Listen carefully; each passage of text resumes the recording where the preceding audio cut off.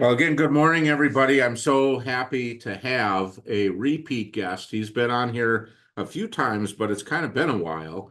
And Frank has, I've known him in the industry, and he's always strike me as someone who is very thoughtful and heartful, and really wants to do the best for his clients. And he is also very smart conceptually, and he just does a great job with his clients. When you hear today's presentation, it's just amazing how many ways life insurance can be part of a well thought out, well designed plan. So, with that, I want to turn it over to Frank. And Frank, thank you so much for being part of our program again.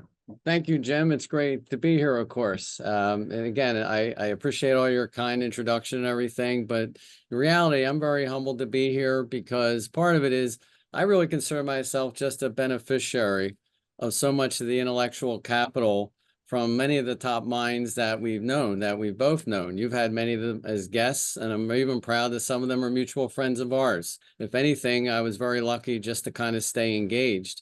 And I'm going to put it within a shorter time period. So this would be like a semester's worth of detail.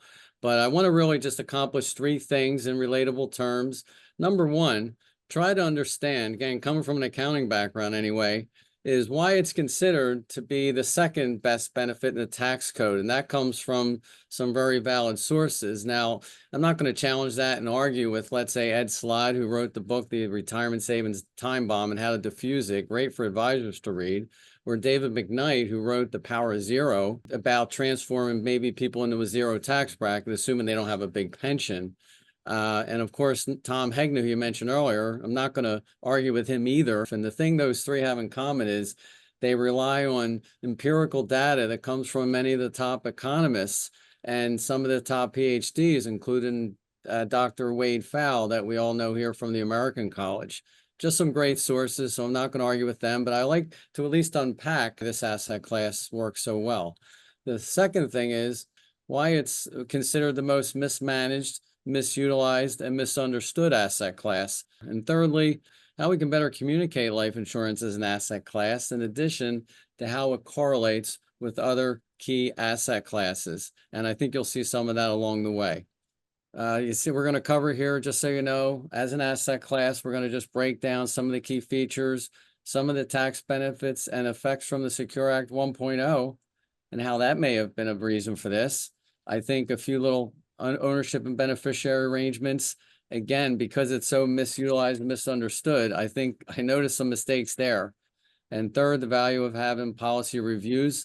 That's been drilled in my head. I remember David Buckwald, our other mutual friend, would keep stressing that again and again. I'm very lucky in some cases like David, where he'll repeat something 20 or 30 times, all right? Whereas I might only repeat something 2 or 3 times. The second thing here, some life case examples, and I think long-term care will be covered a little bit along the way as well. So with that said, let's take a look here, if you want, real quick at some of the benefits of life insurance as an asset class. And the funny thing is, I used to write this down on an index card just to remind myself. All right, again, in my case, I was very ignorant of some of these things, and I'll prove that in a moment.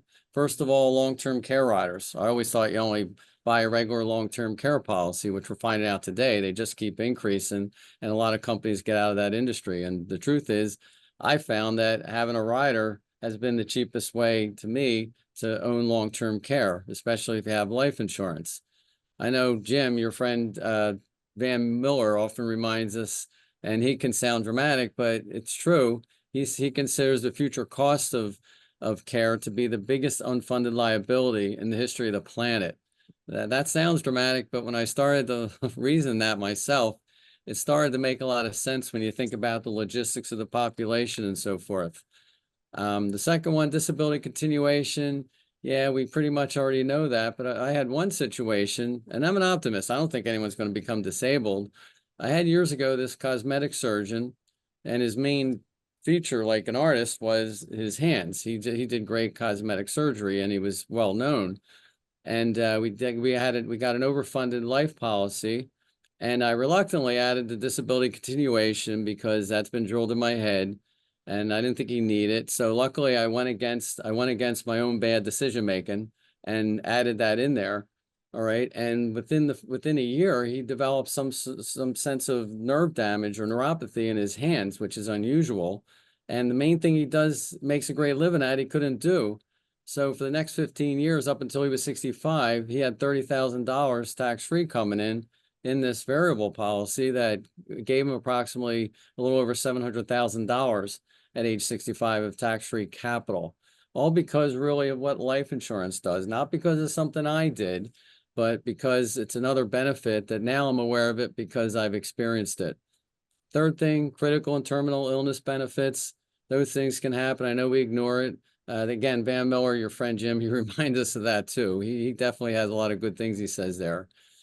Fourth, probate avoidance. We always think of the time delays and things. We don't want to ignore that. I just try to explain the difference between contract law and interstate law, how that works. When the assets pass via contract law, we got to make sure the beneficiaries are in place. Fifth one, creditor judgment protection. We are a litigious society. We got to be mindful of that. And I always use as a motivation this one case years ago where a real small business owner had a real upcoming company start. He was very excited about it and was doing well. And all of a sudden, the IRS, of all people, if you're going to get sued, you don't want it to be the IRS. They froze his accounts, but they're the ones that made the mistake.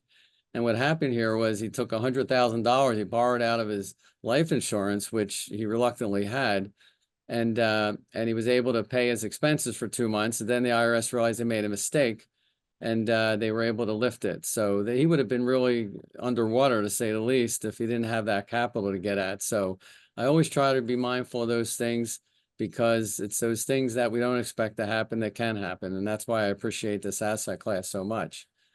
Six, confidential beneficiary designations. I think the older people get, the more privacy becomes important.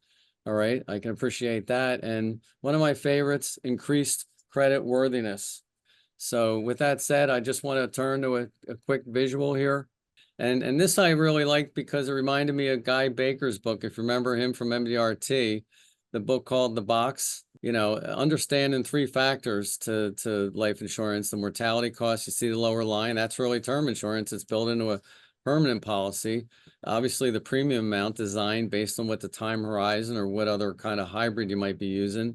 And of course, the cash value, which is incumbent upon that gap between the cost and the premium. So that has a lot to do with, of course, how you design it. But this is just a generic version to help people understand, because it helped me when I read his book that time, as someone who was just always trying to empty my glass and learn from people that I think were more specialized and smarter in this area. And that's why I said earlier, I'm more of a beneficiary of this process. And if we go to the next slide, it also reminds me, I mentioned Dave Buckwald earlier. Again, he kept drilling about maybe greed policies versus need policies. All right. And this kind of makes sense to me when you think about it. If you just want a need or a love policy below, what are you looking for? A minimum premium with possibly the maximum return on death benefit, right? And so that way you pay the least the insurance company, they pay the most back to your beneficiary.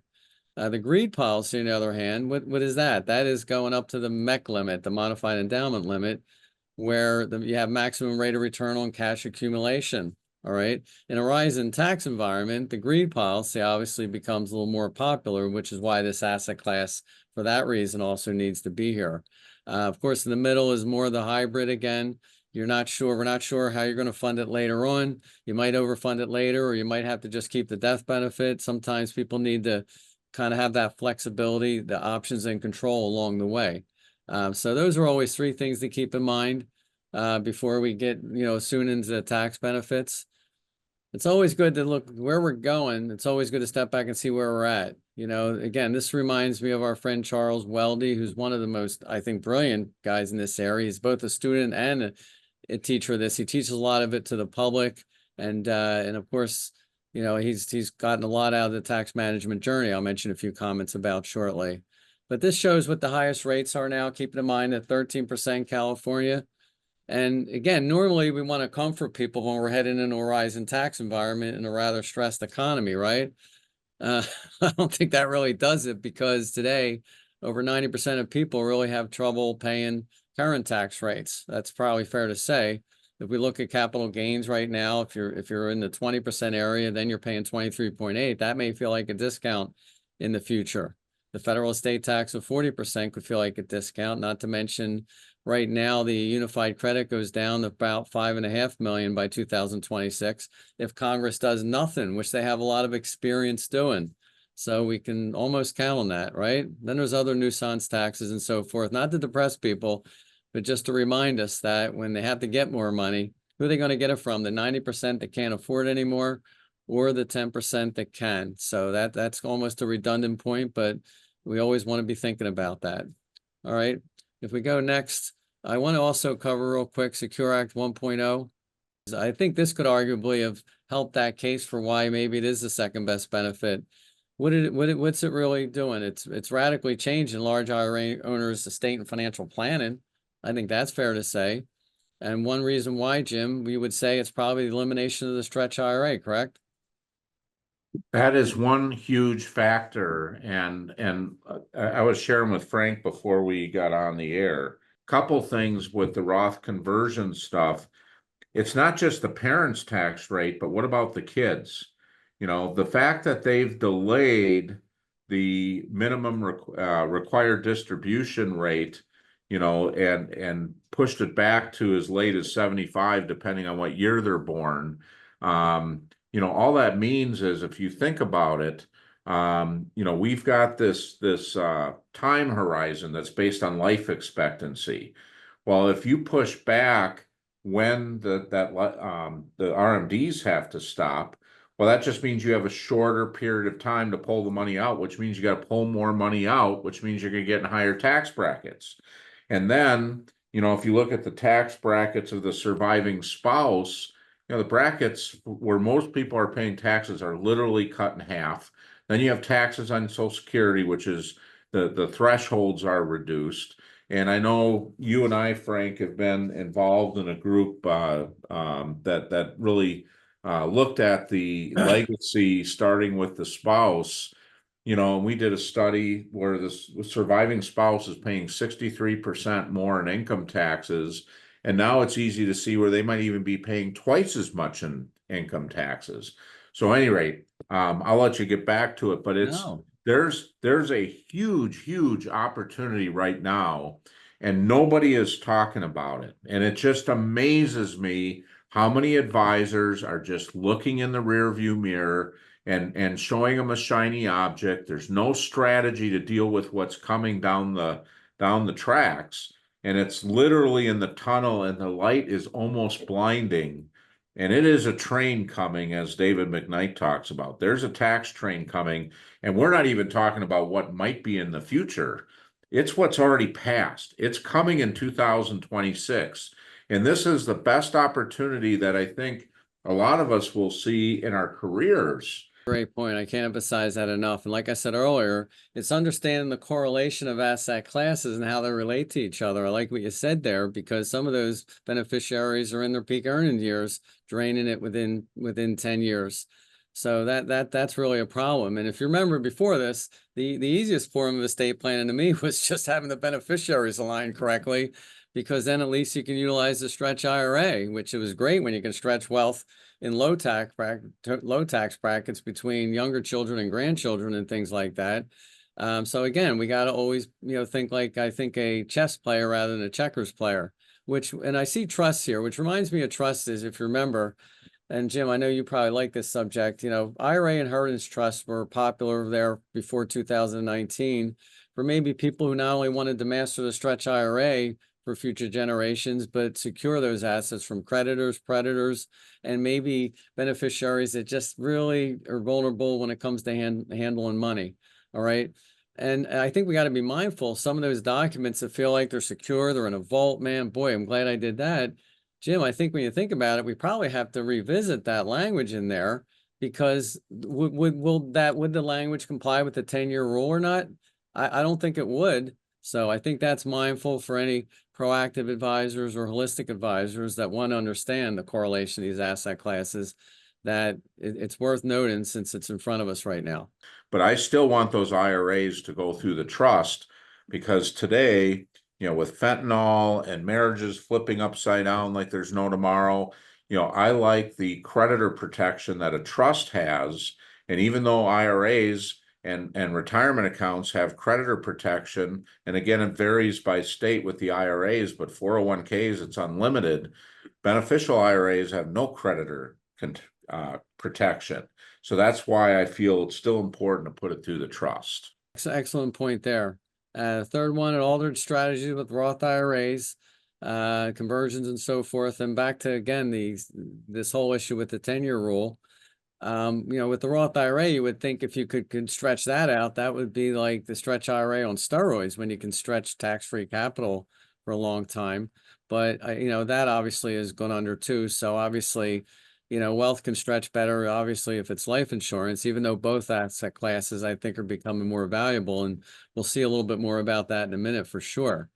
But before we jump into our favorite tax benefits, I first want to just jump on a slide. It's one that I know our friend Charles Weldy, I mentioned earlier, just absolutely loves. He always wants to show it whenever him and I do any kind of a joint appointment or meeting or anything like that. And it really helped transform me in a sense, if you really look at this. And I thank our friends from Clarity to Prosperity.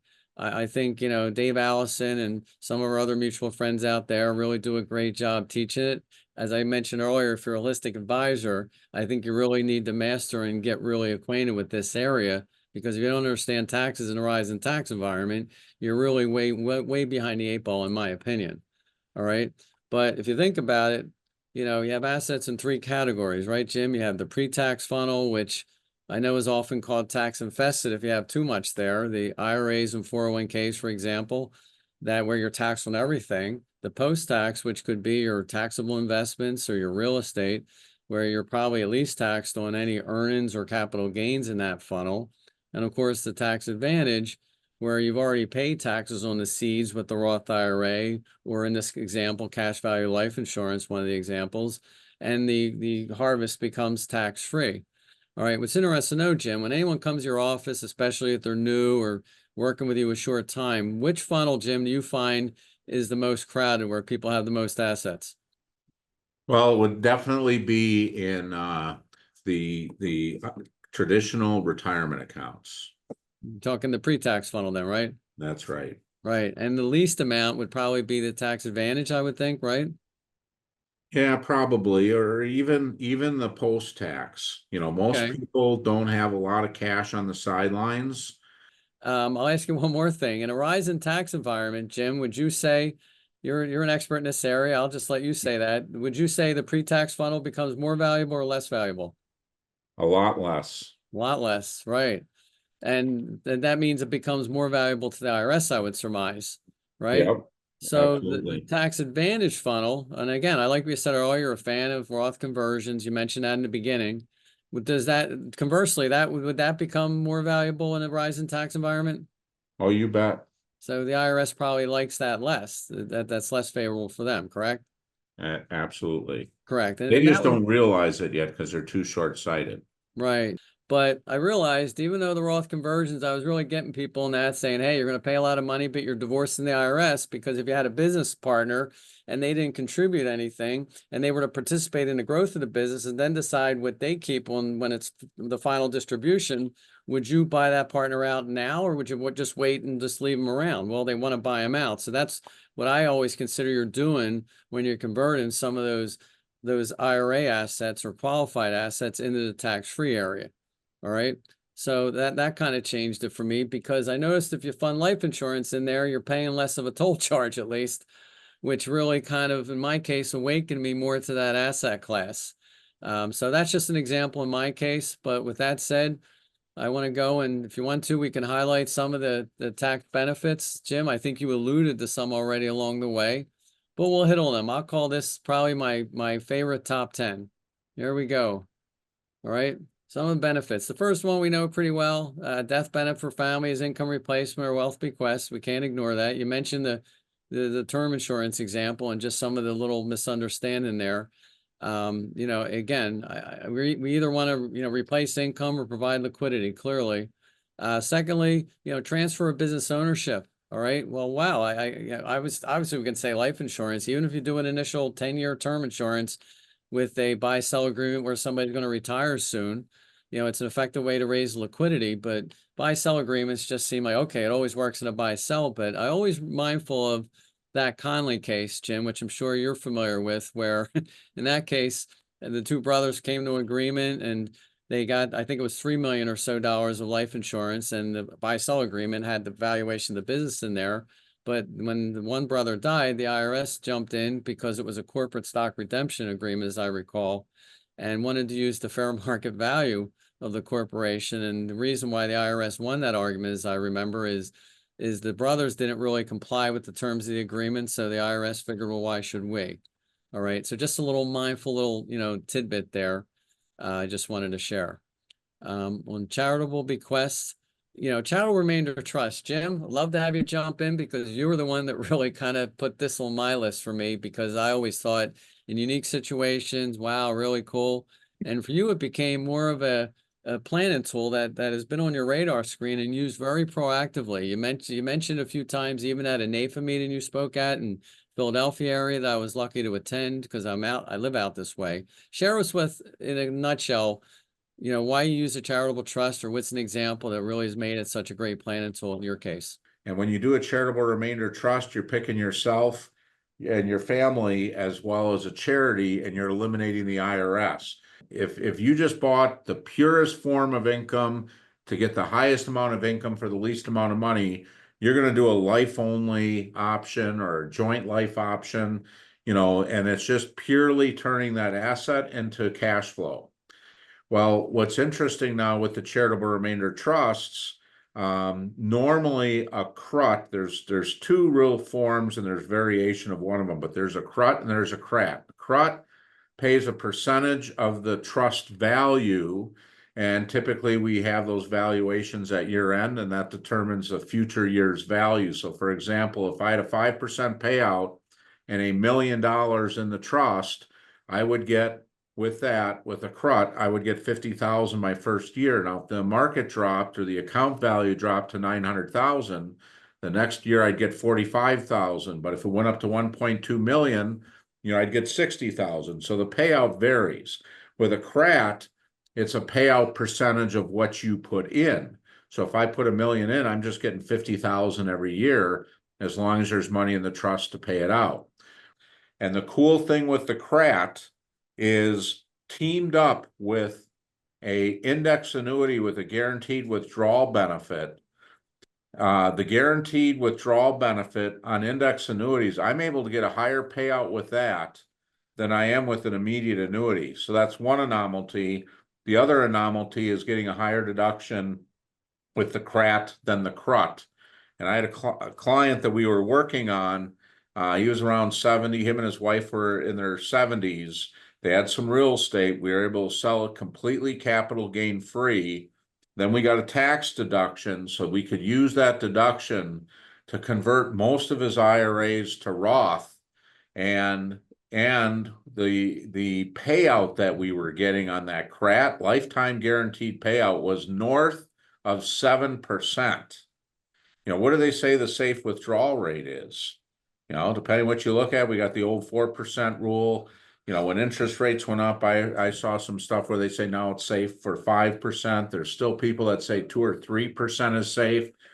Well, what we have in our toolbox to be able to guarantee 7% with all those tax advantages and the planning we were able to do, it just blew this guy away. He couldn't believe it. He thought it was too good to be true. It's not too good to be true. It's too good to be free. Yes, Okay. and the life insurance probably allows you to have best of both worlds when you're replacing wealth Oh, tax free. absolutely. And if you got that kind of payout, so here's the icing on the cake. To replace the wealth that we put in the CRT, we looked at setting up an irrevocable life insurance trust. And if I look at the amount of cash flow that we had versus had he paid the capital gain, there was plenty of cash flow to replace that wealth. I think you can tell I'm a little bit excited about this. There's so many different opportunities you have when you got a handle on the different tools. When you put those tools together, it's like a finely tuned symphony. It's awesome. Yeah, and the client's beneficiaries love you too, as well as the charities, Jim. So you're a pretty beloved guy. So that was a great point. Well, I and the love fact what you that you did. bring that up, we've talked about this before. I've done sessions on it. We have trademarked that we're the home of the family meeting. Wow. And thanks for taking us behind the scenes a little bit with that, man. Those were great points. And again, thank you. And we just appreciate so much of your intellectual capital. And that was great. I even love to see eventually what programs you use. And it's just a great tutelage of knowledge. Number four, just so we move on, liquidity of cash values, including ordinary gains. Keep it in mind, ordinary gains, if they're, they can be taxed at different rates. There's a lot of tax traps there. Jim was even alluding to earlier. I'll even touch on that a little bit as we're moving along. Five, retirement income generation. If anything, to help reduce your effective tax rate, you can tell I'm probably a big fan as well of controlling marginal tax rates. One example would be when we go from the 12 to 22% rate. If you look at a marginal schedule, that's the biggest jump in the tax code. That's an 83% jump. So I'm always mindful that any way we can have tax efficient or tax free assets to be the income we have after we go from the 12 to the 22 as an example, that's a game changer. And I'll show you a quick example of that in a moment. Number six, made pledges collateral for a Okay, loan. Frank, Yes. I'd like to do a pop quiz. Yeah, go Okay, ahead. so if everybody could chat this, what your answer is, what will the 12% bracket go to in 2026? Okay, part of it will go from 12 to 15. That is a 25% increase.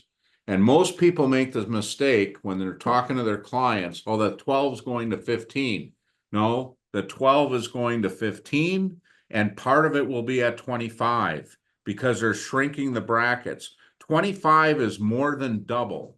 So people that are in the 12% bracket today are going to see between a 25 and more than double rate. So maybe that blended rate is 40% more. Okay. If you're not talking to your clients about that, you're missing an opportunity. And the thing is, no other financial advisors are really talking about it.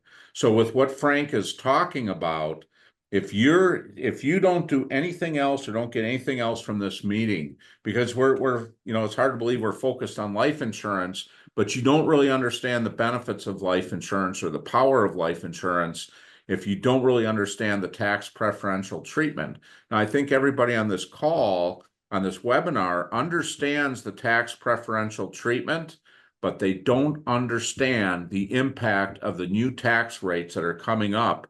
And I think that's only the beginning. When you got a guy like Biden, whether you like him or not, he proposed a 40% unrealized capital gain tax. That would wipe out just about any business. You get your business valued, you're worth $1 million, you raise sales by 20%. And if you got a 3-time multiple in your business space, you're looking at the tax being more than your profit. And it would just put people out of business. So anyway, I just want to make sure people are aware of that. And I think depending on the results of the election, this is more of an economic tax talk than anything else. I think that really dictates whether we have a stay of execution will allow us to do things today, or the results of that election could dictate whether we need to do things as of yesterday. All right. So I think there's urgency either way, because based on the math and science, which we mentioned and Jim, you alluded to the power of zero earlier. Yeah, the tax train is coming regardless. If it takes a little longer, it allows you to stretch out some of that planning, but it has to get started quickly. So I think it's a time to reasonably and rightfully be annoying when it comes to bringing this subject up. Even if they don't want to hear it, you're the one that has to tell them, because we don't want anyone telling us that, why didn't you ever tell me that? All right. So I'm trying to be like some of the people who had such a positive influence on me and just keep telling them. So I hope that makes sense. Six, pledges collateral for a loan. Not really possible with IRAs, because in my opinion, come from an accounting background. As I recall, there's a constructive receipt issue there. So I think people want to be careful even when they do this once a year 60-day loan where they borrow for themselves and do a self-directed IRA rollover. If the IRS knows you're using it for something constructive, then they can consider that a withdrawal. So I just sometimes like to tell people to let them know that not to just assume anything. Number seven, ability to move tax-free benefit outside the taxable estate. Jim mentioned the ILIT earlier. We'll mention something about that if time prevails as we move along. 8, no income or inheritance taxes. We already know no income tax. Inheritance tax, because people always bring that up. So clearly they care about that. So be mindful, no inheritance tax really matters to people as they get older. 9, as we said earlier, it can't be redundant enough, avoids a 10-year liquidation rule required for most non-spouse IRA beneficiaries under the Secure Act we talked about earlier. So no stretch IRA. And number 10, which anyone overfunded life insurance probably likes, the ability to fund insurance costs with tax-free earnings inside the policy.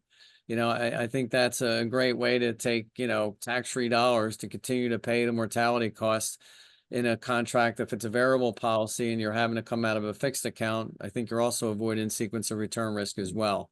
With that said, I want to hit on a slide that really just capsizes what I think Jim was just talking about with the tax rates. All right. And as Jim, you can appreciate, you'll notice that. And again, thank you again, the Clarity of Prosperity. This is just one, branch out of a big, gigantic tax management tree, which they take a semester's worth and do within 2 days. And I'm just showing you one little sample of that again, Charles Weldy loves using this as well. So again, another shout out to such a great professional and a humble guy too. It's hard for somebody to be as humble and brilliant as he is. So I thank him for that. I try to work on both areas.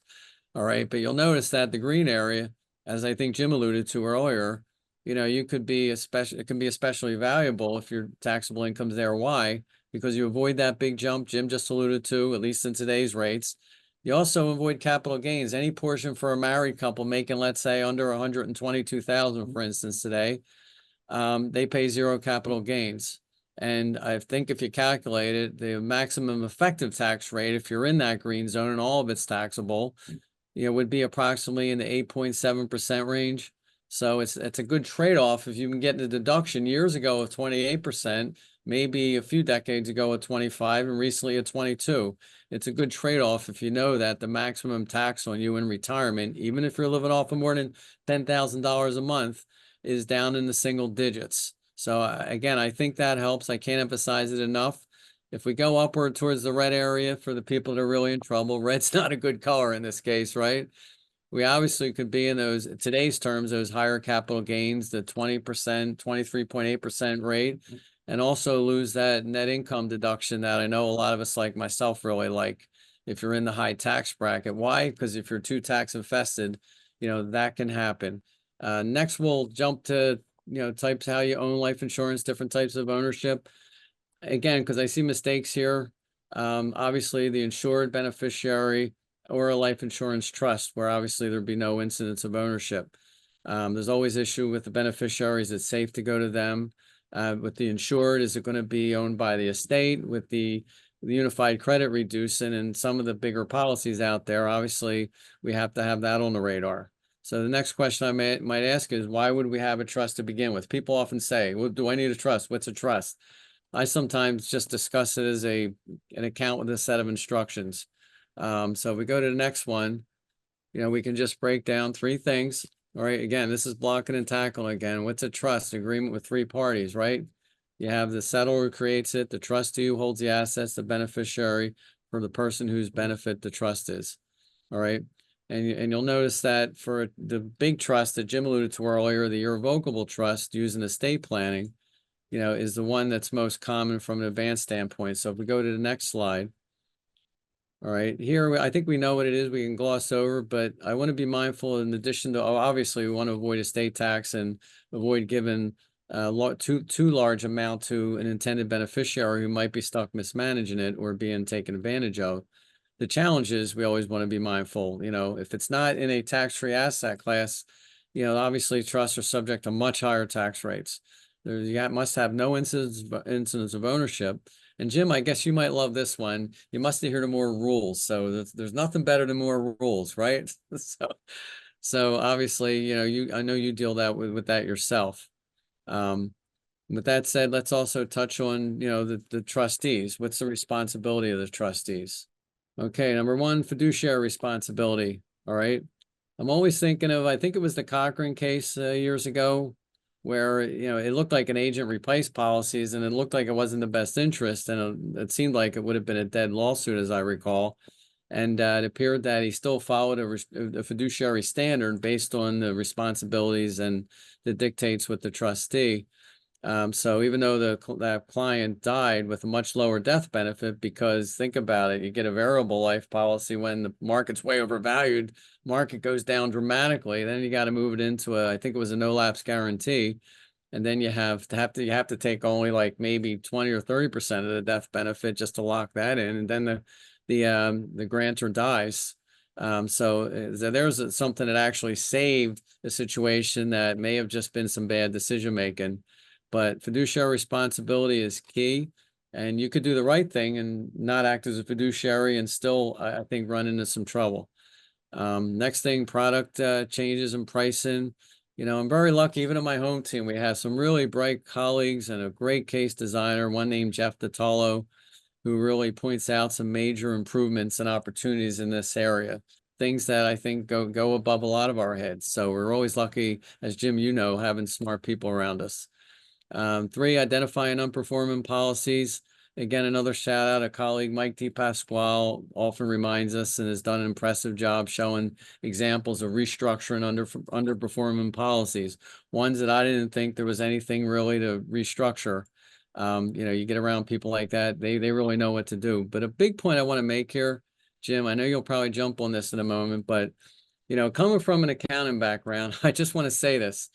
I always appreciate the importance of reviews, digging deep and not leaving a stone unturned, because back in public accounting, there was a lot of due diligence there, especially when it came to inventories, how they affect cost of goods sold, how it affects the financial statement and income, and then how a lot of that goes to the tax return, give or take tax preferential items or reconciling issues there.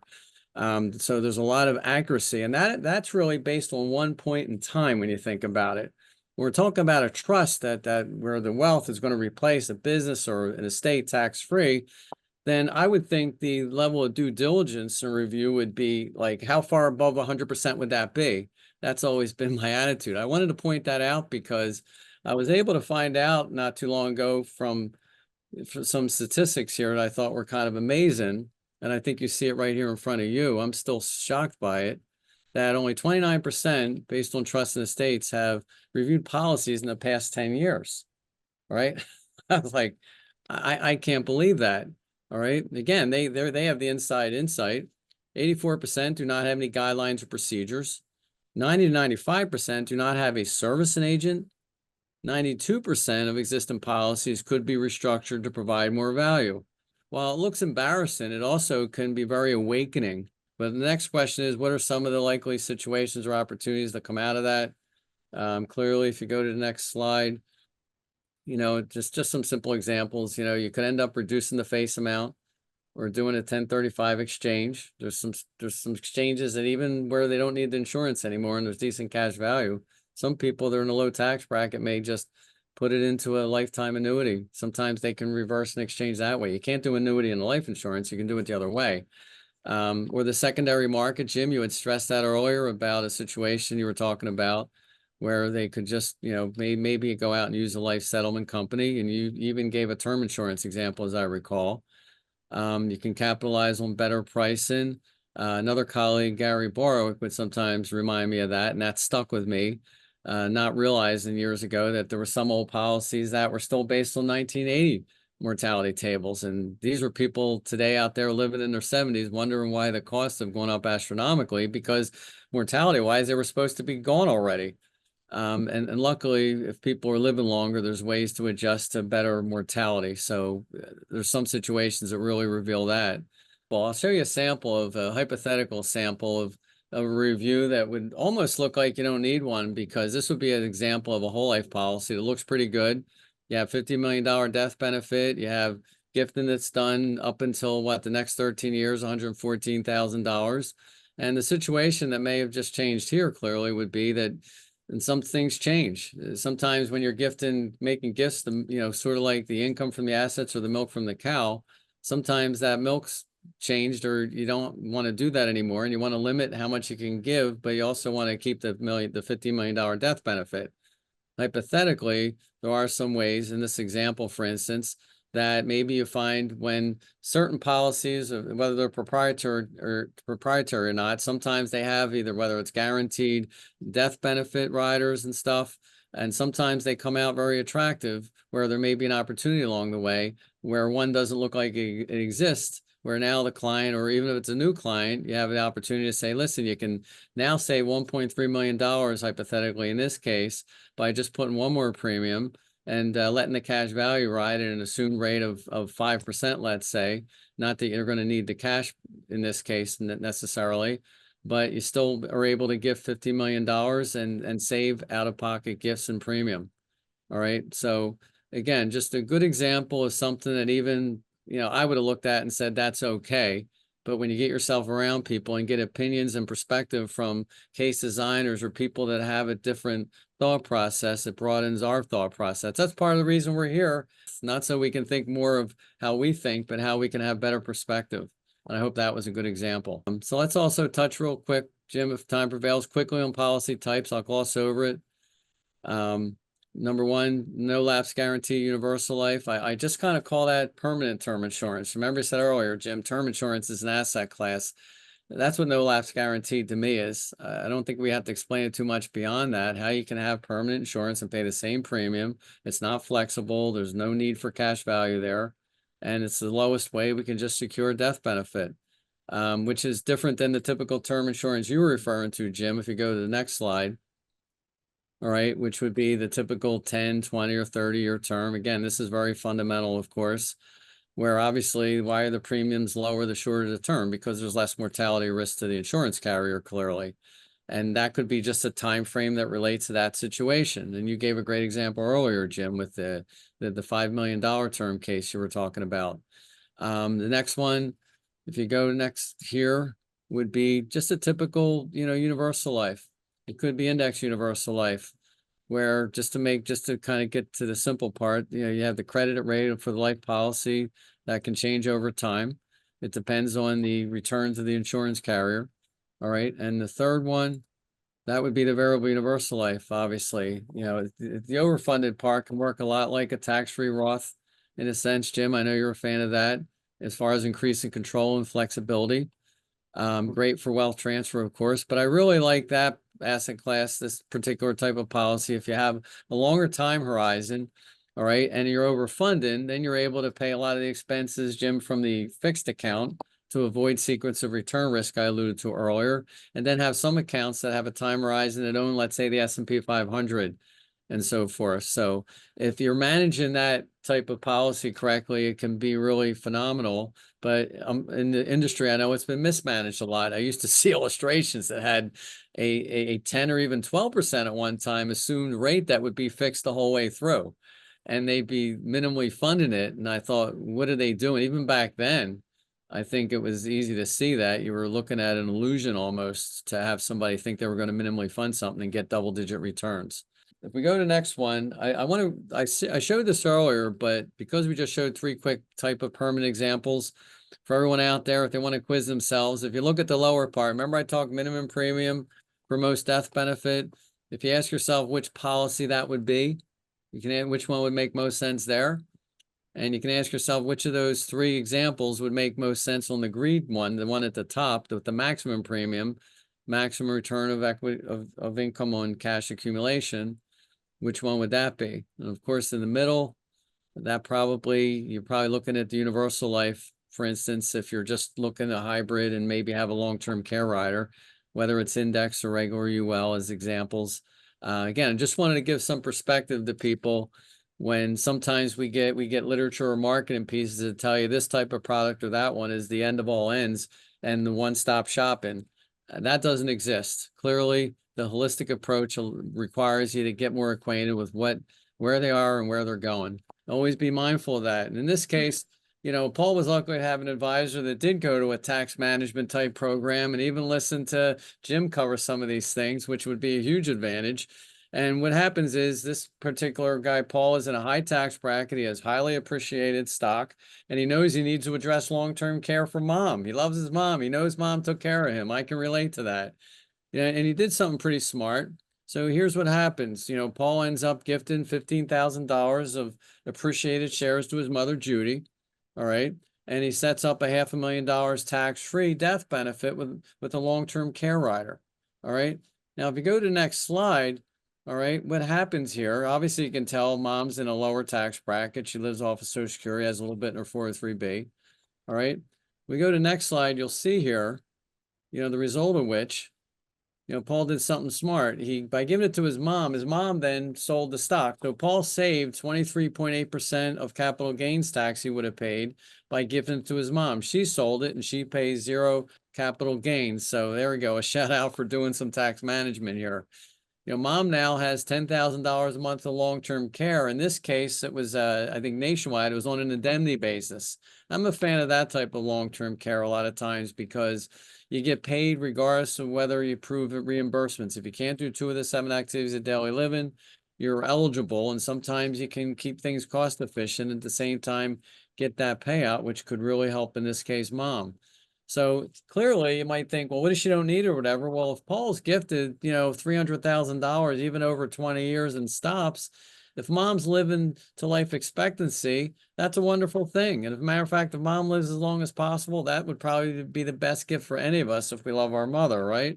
But obviously, if we're either going to live long, die, or become disabled, and mom was concerned about that, if she died sooner or had needed long-term care, this became a wonderful investment. But if in the worst case scenario, Paul gets back a $500,000 tax-free on his $300,000 outlay at the most over 20 years, that was probably a good trade-off. So I think a lot of good outcomes happen here regardless because we spread the risk necessarily and we reduced a little bit of the tax risk that would have been stuck on Paul. I gotta say that's brilliant. You just gave me an idea that I now have in my toolbox. Gifting money that the parents can sell at no capital gain tax. I've looked at that to kids. I've never looked at it this way. So I appreciate that. That is a brilliant strategy, Yeah. and if you've got a affluent kid that's maybe a successful business owner and has all those investments, they're going to be in that higher tax bracket. Now they can wait till they die to get a step up in basis, but that doesn't do anything for anybody. Where right now they're providing that need, and I've got clients where they've actually, been paying for the long-term care costs for their parents, whereas, you know, that's a great way of looking at it and doing it. The fact that we're gifting stock, mom's selling it tax-free where the son wouldn't be able to do it, and then leverage that gift to provide long-term care for mom as if you've got a client that would take care of mom no matter what, it's reducing his risk because now he's got this huge pool of money to help pay for long-term care. And if she doesn't, he just Roth converted kind of his capital gain stock because he's moving it in where mom can sell it tax-free and she's buying a tax-free asset that comes back to him. I mean, that's just a brilliant strategy. And it's nice when the only thing mom has to worry about is that he hasn't called her in the last 20 minutes. That's All all. right, didn't mean to interrupt you, but that is really a cool case. And there is this other stuff that we talk about. There's other things, Right, getting into the weeds with some of the details. There right. might be some other things that are cool that you can do. Yeah, exactly. No doubt about it. And the other quick case example is just a one pager. It's pretty cool. There's extremes here where, in the industry I was alluding to earlier, all 401k, hey, build all this tax-free wealth. The IRS, the government loves that in a sense. And here, if you put 50,000 in 401k for both, George and Amanda, they projected in 17 years they'll retire. They have George's mom in 70 in good health. They can either put it at 7%, let's say, and then you have $1.5 million. You net out 1.2 after taxes. That's a generous tax rate, by the way. And option two would be if you put 50,000 in this case in a life insurance premium, mom's in good health. So at life expectancy, at least there's a $1.7 million tax-free death benefit, whether she died sooner or whether she lives to life expectancy in that case. They seem like maybe they're extreme in both cases in a sense. And this is an example we're understanding how asset classes relate to one another, as opposed to all 401k. I only care about the tax deduction. I look at my statements online. I'm great, not only to find out later that you have this other partner you didn't know about, versus the life insurance, keeping up, are the premiums able to be affordable? Has mortality changed? Is mom going to live a long time? A lot of things can change there. But if you broke it down in half in this example and went to option 3, all right. And anything balance is important. What I like here is, all right, if you did $25,000 each, all right, assuming George has other assets anyway, then you have 771,000 in a 401k, and then you have an $861,000 benefit. What I like about that combination, if you wanted to really go those 2 lanes instead of just one, I like the fact from a tax management standpoint, Jim, is if you have $771,000 and you times that by 4%, you come up with $31,000. That number might sound familiar because for a 65-year-old couple, which they are at that point, today's dollars, their standard deduction rounded out is about $31,000, maybe 30,700. All right. So that means from a tax management standpoint, your first 30,000 of distributions coming from 401k or IRA distributions would be technically tax-free if that's the first $30,000 you withdraw. All right. So you get to be a little tax efficient. And in this case, have the best of both worlds. If you're a big believer that life insurance on mom is important and saving in a 401k. It's all a reason to diversify. We got so many different baskets that we can put money in, and people make the mistake is like, this is the one we should do. And most financial advisors are only focused on one option. They don't really talk about all the different options. This is the tool that can that can differentiate yourself. And I don't even want to say from your competition, because there is no competition. No, not at all. But the first assets I try to that I know they go after, again, back to Ed Slott, is those qualified assets, because they're hanging fruit. They're an easy target, and they feel there's a lot of it, and they feel that even people who can't afford it can really afford it. So I think that's a problem when you have, over 80,000 IRS agents they're trying to hire to do what? We got to pay more taxes to then pay for them to go after us to get what? More taxes. All right. So I think it's a common sense issue. So that tax train's obviously getting bigger. And I think the reason you don't see that number floating around in the Fidelity commercial is because that number's gotten kind of heavier. So Yeah. it's not floating anymore. But you do have to attack and budget and get to that number, because it is about cash flow, as some of our mutual friends have pointed out. Managing cash flow and what those expenses are, especially essential expenses, that gives us a target. Once we have a target, then we can aim and fire. This has been a great session, Frank. I'll let you give it some final thoughts. I appreciate everybody sticking around, but man, I have so much fun talking to you because you understand the tax code, and I could do this session for 5 hours, and I think we'd Right. still have plenty of energy to keep going. And somehow or another, this was still a shortcut, as I said earlier. This is packaged. What you really heard was you would have need to have sat through 3 days worth of stuff. So Jim and I, we can talk fast and cover bottom line things, but there was a lot to cover clearly. But I hope it provided some well-needed perspective as to why this may be the second best benefit in the tax code. So I think we can kind of understand that a little bit better, and how we can further see why it is so misunderstood, so mismanaged, and so misutilized. A lot of mistakes are made in this area. So as I pointed out, the rules are changing, and this asset class will need to play a much bigger role. There's no doubt about that. So everybody, thanks so much for joining us. I know Angela wants everybody to fill out the survey so we can keep bringing value to you, and it'll pop up, after this webinar. Anything else, Angela? No, but just watch your email for the changes and bear with us if things will look a little different. And again, thank you for everyone bearing with us, and we'll see you next month. And I'll tell you, the speakers we got coming up, David Walker is probably one of our most famous speakers. He's the nation's chief accountant, and he's going to give us great insight. I can't believe how excited I am for the guests that are coming up. So you're not going to want to miss any of those. We're going to get a lot of value. And again, Frank, thanks so much for joining us. It's been way too long, and we're going to have you back on again to have more conversation about these fabulous tools that we have in our toolbox. And look forward to it. It's a lot of fun. So thank you to everyone, and God bless.